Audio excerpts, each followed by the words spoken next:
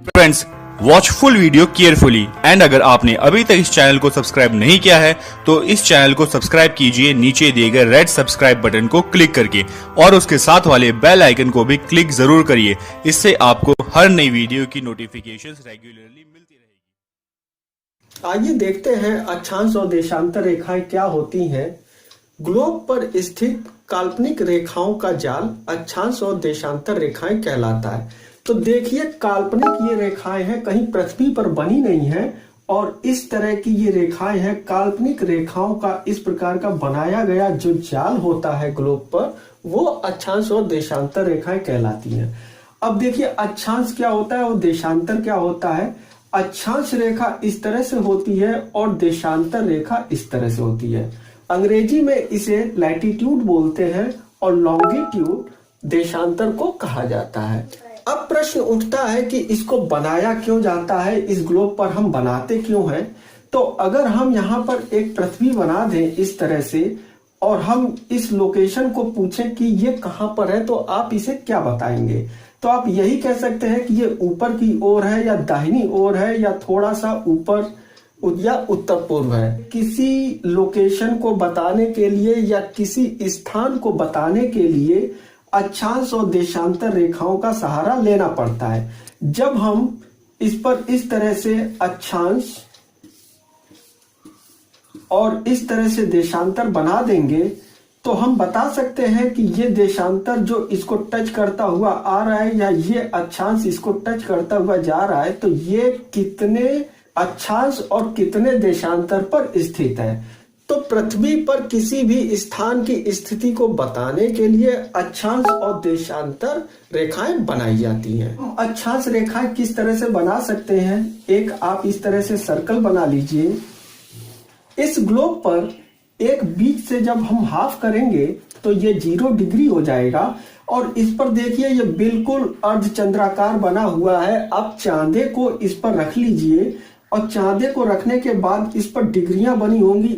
1 2 3 करते हुए आप इस तरह से यहां तक जाएंगे तो ये 90 डिग्री का कोण आप लोग बनाते हैं। इस तरह से 90 डिग्री का कोण बन जाता है। बिल्कुल इसी तरह से इधर भी पॉइंट बना लीजिए। 1 डिग्री 2 डिग्री 3 डिग्री करते हुए ये 90 तक यहां तक चला जाता है। तो अब जैसे यहाँ पर 1 से 1 डिग्री बना हुआ है, इसको हम जब इस तरह से मिलाते जाएं, 2 से 2 मिला दें, 3 से 3 मिला दें, तो इस तरह से ये बनाने के बाद जो पूरा तैयार हो जाएगा यही कहलाएगा अक्षांश। तो ये टोटल जो अक्षांश होते हैं हम नीचे भी बना लेते हैं इस तरह से। टोटल ये भी 90 डिग्री तक बनेगा। अब अगर टोटल हम जोड़े तो 9 9 18 यानी कि टोटल 180 हो गया। लेकिन 180 में हमारा +1 जुड़ता है 0 डिग्री का। ये जो बीच में बना हुआ है 90 90 हो गया तो ये हो जाएगा 180 और एक हम जोड़ेंगे 0 को तो हो जाएगा टोटल 181 डिग्री। इसका मतलब ये हुआ कि पृथ्वी पर टोटल जो अक्षांश बनते हैं वो 181। अब देशांतर की बात करते हैं। देशांतर बिल्कुल इसके बीच से इस तरह से काटिए और जब हम सर्कल को देखते हैं, पूरा जो सर्कल बना होता है तो ये टोटल 360 डिग्री का होता है। 1 डिग्री पर एक देशांतर बनता है, इसलिए ये टोटल 360 डिग्री बनेगा। चलिए देशांतर रेखाएं बनाते हैं। देशांतर रेखाएं कैसे बनती हैं, एक ग्लोब हम बनाएंगे इस तरह से और यहाँ पर है नॉर्थ पोल, ये है साउथ पोल और यहाँ से रेखाएं देशांतर की इस तरह से खींची गई होती हैं, इस तरह से खींची होती हैं। तो ये टोटल देखिए, ये पूरा टोटल जो सर्कल है ये 360 डिग्री का होता है, एक पूरा सर्कल। तो ये पूरा टोटल देशांतर हो जाएगा। तो हम देखते हैं ग्लोब पर 181 तो अक्षांश होता है और 360 जो होता है ये होता है देशांतर।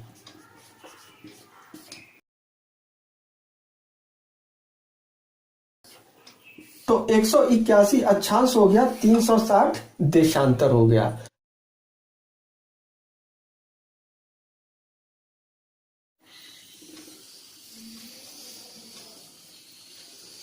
अब देखिए, इस पर हम पूर्वी पश्चिमी और उत्तर दक्षिणी किस तरह से बनाते हैं। जब हम इसको बीच से इस तरह से हाफ करते हैं, ये है नॉर्थ पोल, ये साउथ पोल है, तो ये पूरा भाग जो इधर हो गया ये पूर्वी कहलाता है, पूर्वी गोलार्ध। और ये पश्चिम की ओर का भाग कहलाता है पश्चिमी गोलार्ध।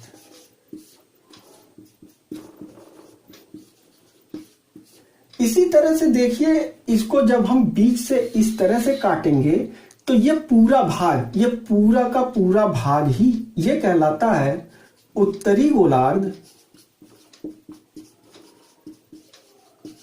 और ये कहलाता है दक्षिणी गोलार्ध।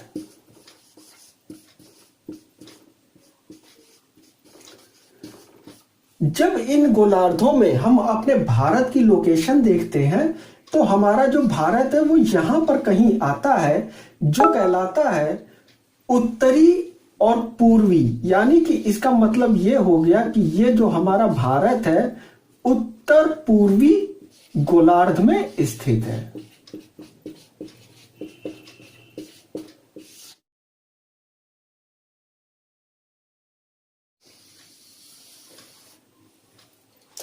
इस ग्लोब पर जब हम रेखाएं खींचते हैं इस तरह से, तो ये देखिए 0 डिग्री है, इसको कहते हैं भूमध्य रेखा।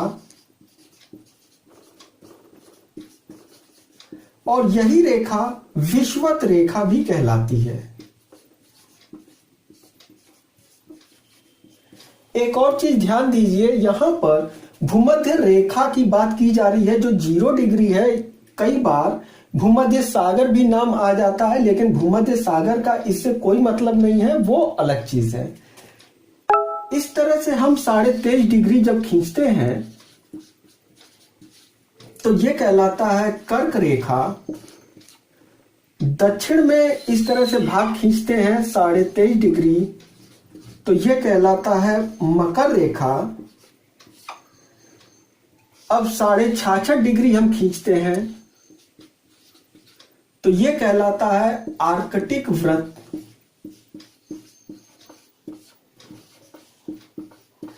और दक्षिण में इसी तरह से हम खींचते हैं 66.5 डिग्री, तो ये कहलाता है अंटार्कटिक वृत्त।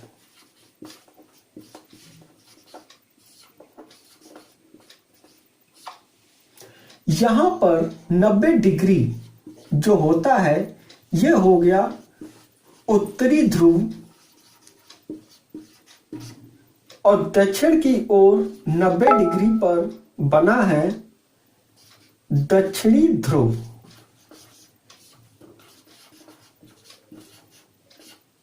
एक डिग्री देशांतर लगभग 111.32 किलोमीटर के बराबर होता है। पृथ्वी 24 घंटे में पूरा 360 डिग्री घूम जाती है। 1 डिग्री देशांतर की दूरी पार करने में 4 मिनट का समय लगता है। पूर्व का समय आगे की ओर जबकि पश्चिम का समय पीछे की ओर रहता है। इसी कारण पृथ्वी पर समय की भिन्नता देखने को मिलती है। कि भारत की अक्षांश और देशांतर रेखाएं कहां से कहां निकलती हैं। देखिए, भारत की अक्षांश और देशांतर रेखाएं निकालने के लिए हमारे पास एक ट्रिक है जो हम बहुत पहले भी बता चुके हैं। 8787 इस तरह से लिख लेना है और यहाँ पर 8 के सामने लिखेंगे 4 और 7 के आगे यहाँ पर लिखेंगे 25 और इन दोनों के ठीक पहले की संख्या यहाँ पर लिख लेनी है। तो 7 से पहले यहाँ 6 लिखेंगे और 8 से पहले यहाँ 7 लिख लेंगे और यहाँ पर एक भाग छोड़कर 3 की टेबल लिख लेनी है इन 3 जगहों पर। तो यहाँ लिखेंगे 3, यहाँ 6 और ये हो गया 9। तो ये तो हो गई डिग्रियां और ये हो गए मिनट्स। बीच से हाफ करेंगे तो ये कहलाएगा अक्षांश और ये कहलाएगा देशांतर। तो अब इनको देखिए, ये इसमें कैसे बांटा जाएगा। हम जान रहे हैं कि ये वाली रेखाएं अक्षांश हैं और ये वाली रेखाएं देशांतर हैं। तो एक बात तो तय है कि इसमें हम इस तरह से इसको टच करते हुए इस तरह से ले जाएंगे, अक्षांश कहलाएगा। इस तरह से लेकर ये भी अक्षांश कहलाएगा। तो 2 अक्षांश हो गए। इसी तरह से यहां पर गुजरात है, गुजरात को टच करते हुए इस तरह से हम खींच ले जाएंगे तो ये देशांतर हो गया। और ये अरुणाचल प्रदेश का जो भाग है इस तरह से खींचते हुए हम ले जाएंगे तो ये देशांतर हो गया। तो 2 देशांतर इस तरह की रेखाएं जो देशांतर हो गई और अक्षांश जो रेखाएं हैं वो इस तरह की हो गई। अब समस्या आती है कि इनको हम बांटे कैसे। अक्षांश तो पता है कि 8 डिग्री 4 मिनट से शुरू होता है 37 डिग्री 6 मिनट तक। तो देखिए 8 डिग्री 4 मिनट हमें कहां बांटना है, यहां बांटना है कि यहां बांटना है। इसके लिए देखिए सबसे पहले हम देखेंगे कि 0 डिग्री भूमध्य रेखा हमारे भारत से किस ओर है। तो जब हम देखते हैं कि 0 डिग्री ठीक इसके दक्षिण में, यानी कि जब हम एक ग्लोब बनाते हैं और ग्लोब में जब हम इस तरह से उत्तरी और दक्षिणी भाग कर दिए, इस तरह से पूर्वी और पश्चिमी भाग कर दिए, तो हमारा जो भारत है वो इस जगह पर आता है। तो हमारा 8 डिग्री 4 मिनट यहीं से तो शुरू होगा और 0 डिग्री यहां पर है। यानी कि 0 डिग्री से जब हम 1 डिग्री 2 डिग्री बढ़ते हुए जब 8 तक जाएंगे तो हमारा भारत शुरू हो जाएगा 8 डिग्री 4 मिनट। तो ये तो हो गया अक्षांश। और ये कहां तक गया है, 37 डिग्री 6 मिनट तक। तो यहां पर लिखिए 37 डिग्री 6 मिनट। तो ये 8 डिग्री 4 मिनट से 37 डिग्री 6 मिनट हो गया। अब देखिए 8 डिग्री 4 मिनट हम फिर से बता रहे हैं कि ये कैसे आया है। 8 डिग्री यहां पर क्यों आया है, क्योंकि इसके ठीक नीचे ही हमारी 0 डिग्री भूमध्य रेखा है। और जब भूमध्य रेखा से हम 1 डिग्री 2 डिग्री 3 डिग्री करते हुए जब आगे आते हैं, जब 8 आएगा तो हमारा भारत यहां से शुरू हो जाएगा और ये जाएगा 37 डिग्री 6 मिनट तक। अब देखिए ये तो हो गया अक्षांश। देशांतर कैसे बांटना है, देशांतर बोला है कि 68 डिग्री 7 मिनट से शुरू होता है। तो 68 डिग्री 7 मिनट हम इधर लिखेंगे या इधर लिखेंगे। इसके लिए देखिए कि ग्रीनविच जो 0 डिग्री वो कहां से गुजरती है, तो लंदन के ग्रीनविच से गुजरती है।